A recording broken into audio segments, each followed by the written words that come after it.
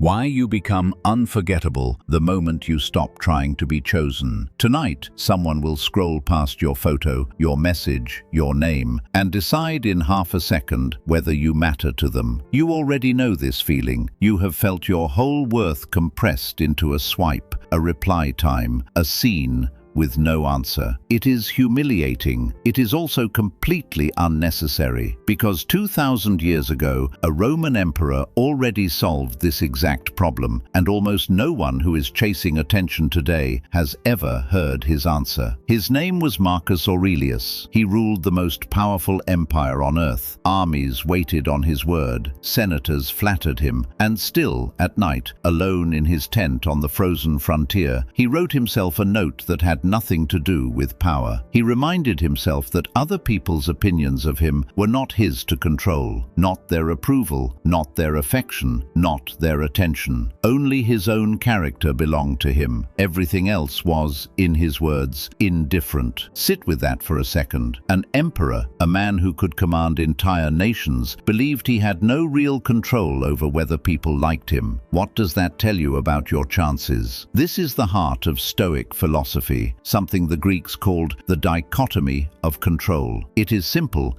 even if it is not easy. Some things are up to you, your effort, your honesty, your choices. And some things are not up to you, whether someone texts back, whether someone chooses you over someone else, whether someone sees your value the moment they meet you. The Stoics did not say, stop caring about people. They said, stop outsourcing your peace to people who have not earned that power. Here is where it gets uncomfortable. Chasing someone is not romantic. It is a request for permission to exist in their life, and people, without even meaning to, can smell that request from a mile away. Neediness has a scent. It says, I have already decided you are more important than I am. And the moment someone senses that, something in them relaxes, not toward you, away from you, because there is nothing left to want. You have already given it all away, free of charge. The philosopher Epictetus, who was born into slavery and later became one of the most respected teachers in Rome, taught something almost identical. He said, a man is free not when he gets everything he wants, but when he stops wanting the things that are not his to have. That is not coldness, that is architecture. It is building a version of yourself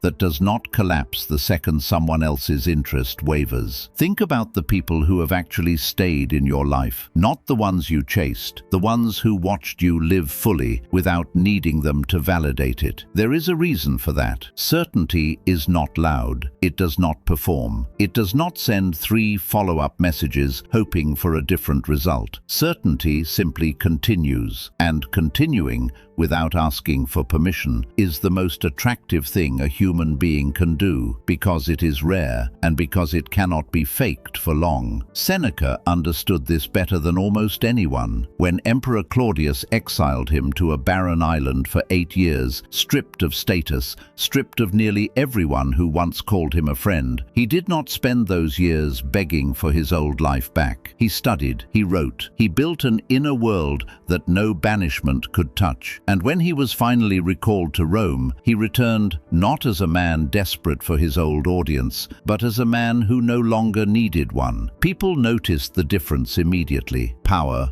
always does. This is the paradox no one tells you about attraction, about respect, about being remembered at all. The moment you stop performing for someone's approval is the moment you become impossible to ignore. Not because you tried harder, because you stopped trying at all and started simply being someone worth encountering. You cannot control who chooses you. You never could, but you can control whether you are someone worth choosing, whether you are still becoming that person on the days no one is watching, whether your worth was ever actually up for a vote in the first place. So tonight, when someone scrolls past your name and decides in half a second, remember this: their decision was never the real event. Yours already happened the moment you stopped waiting for it.